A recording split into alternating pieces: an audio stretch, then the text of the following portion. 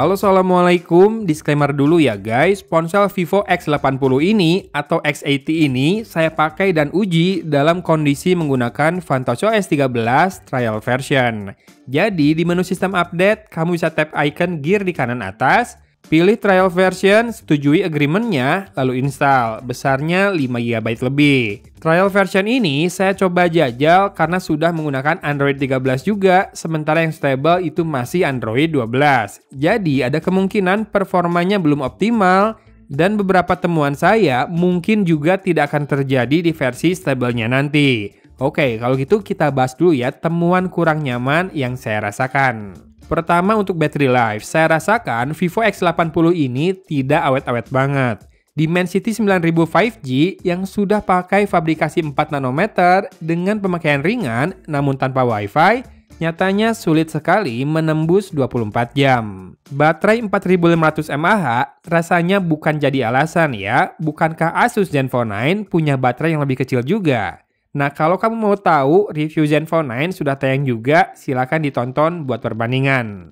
Yang saya perhatikan, tanpa Wi-Fi ini, X80 dalam kondisi idle, saat saya tinggal tidur semalaman, mengkonsumsi daya dalam jumlah yang signifikan. Untungnya, ponsel ini sudah mendukung pengisian daya cepat 80 Watt, jadi bisa kamu isi dayanya ketika bangun tidur dan sembari bersiap pergi, sebentar aja. Saya sendiri pakai charger power delivery biasa dan Vivo X80 ini bisa menerima input sekitar 18-19 Watt.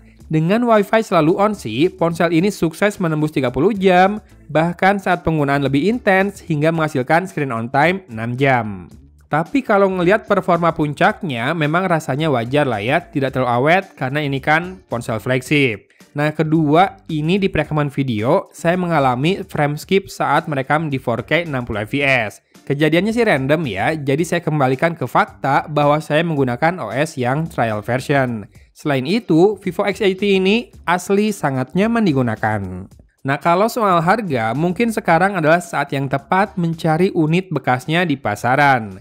Hawar-hawar Vivo X90 yang sudah mulai kencang berhembus, mungkin membuat banyak yang mulai berpikiran untuk melepas X80 miliknya secara second ya, di Topet misalkan. Saya sendiri beli bekas, umurnya sebulan saja, kondisinya sangat mulus, dan penjual memasang harga 8,5 jutaan, salah satu yang termurah yang saya dapati. Buat berfoto, Vivo adalah salah satu yang punya produk smartphone yang Snap and Go. Maksudnya, smartphone-nya biasanya difokuskan buat ambil gambar yang siap langsung diunggah ke medsos. Jepretannya itu Instagramable banget lah, apalagi portraitnya. Nah, selfie-nya walau nggak apa adanya, tapi emang bikin lebih kece ya, kerasa. Ya, beautification-nya itu bikin kece, tapi nggak terlalu jahat kayak di smartphone lain. Apalagi seri X dari Vivo ini kan bekerja sama dengan Zeiss ya untuk optics dan juga lens coating-nya. Nah, jadinya kameranya handal banget lah bagi saya. Selain masalah frame skip tadi, perekaman videonya juga flagship quality banget kok. Bahkan dalam hal stabilisasi, Vivo rasanya memimpin. Ada satu fitur yang namanya horizontal line yang bikin hasilnya itu kayak tetap ya, padahal itu saya putar-putar loh ponselnya. Ini mind-blowing pisan walau memang kelihatan hasilnya rada telat karena pastinya butuh processing ekstra. Nah, sisa tangkapan kameranya bisa kamu simak di akhir video nanti. Saya mau apresiasi dulu sektor multimedia lainnya, yaitu loudspeaker alias audionya. Selain sudah stereo, outputnya juga sangat enjoyable dengan power yang kencang namun terkontrol. Asli nih, Galaxy Z Flip 4 saya kalah cukup telak nih untuk masalah speaker ini.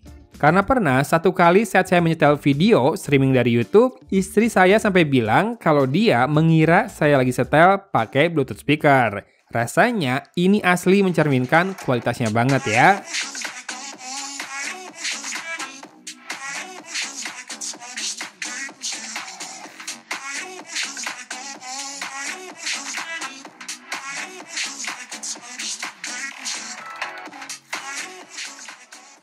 Oke, pindah ke layar. Vivo X80 ini layarnya berdiagonal 6,78 inci dengan resolusi Full HD+, refresh rate 120 Hz, dan panel AMOLED dengan tepian melengkung.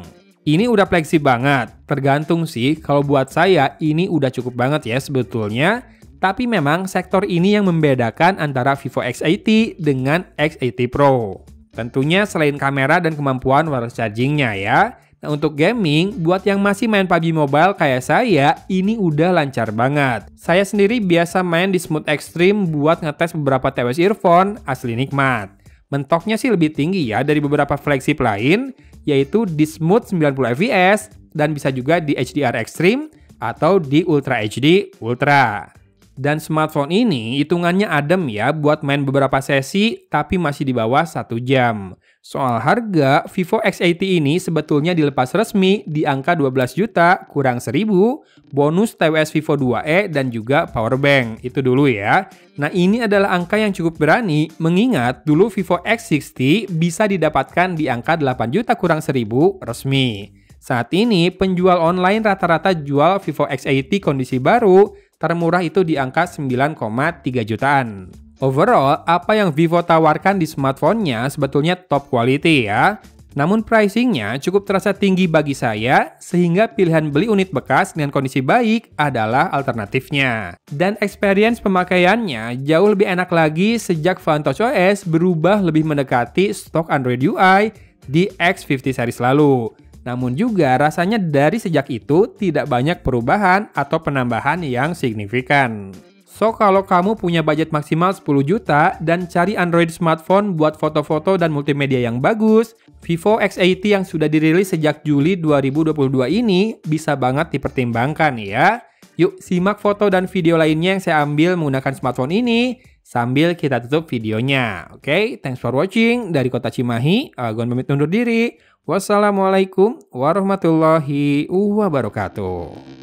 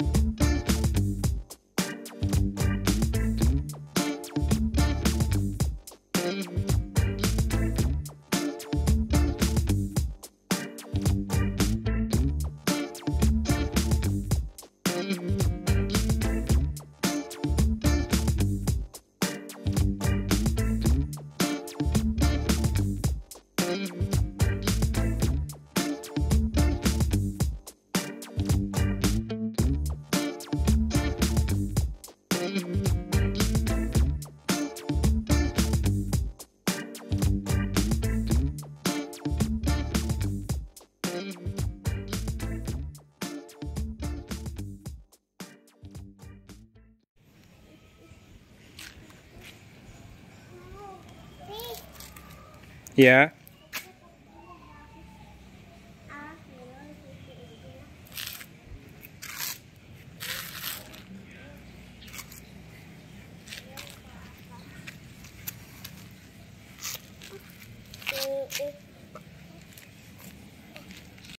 Barusan Ultra Stabilization, sekarang standar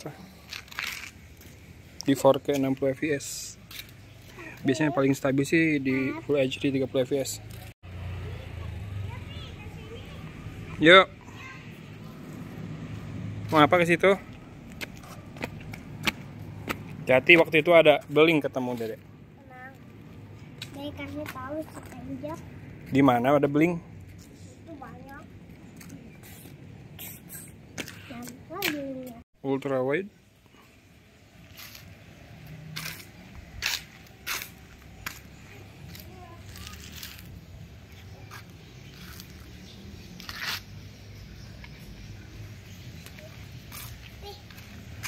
Batu ini lepas, nanti batu ini mau lepas, Pi.